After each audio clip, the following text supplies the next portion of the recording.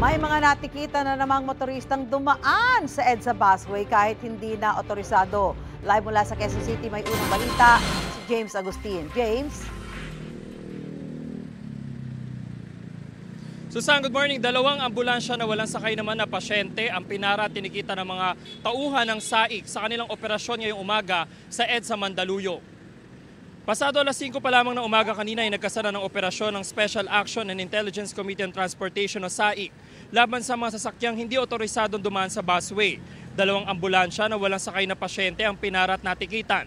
Ang isa ay galing sa Laguna habang ang ikalawa ay galing sa Quezon. Paliwanag ng mga driver, hindi nila alam na bawal sila dumaan sa busway kapag walang sakay na pasyente. May iba pang sasakyan na pinara pero hindi naman natikitan dahil pinapayagan naman sila tulad ng 5 ambulansya na may sakay ng mga pasyente na ihahatid sa ospital at PNP vehicles na may operasyon. Sir, susundo lang po ako dito po sa PCMC. Alam nyo na babal dumaan dito kapag walang dalang pasyente? Hindi pa po, sir. Dati po, sir, dito na po kami talaga nadaan ay pag po kami papunta po dyan sa ospital. Hindi naman kayong kita po, gusto lang namin malaman, bakit okay napadaan sa busway? Sadya namang hindi kami dadaan dapat dito. Gawa lang ng lang kami talaga. Gawa lang kailangan namin makarating nung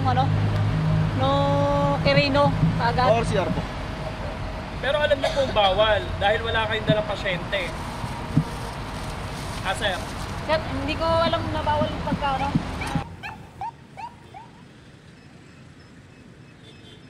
Samantala, Susan, nagpapatuloy ngayon yung operasyon ng SAIC sa iba pang bahagi nitong busway dito na sa area ng Quezon City. Yan ang unang balita. Ako po si James Agustin para sa GMA Integrated News.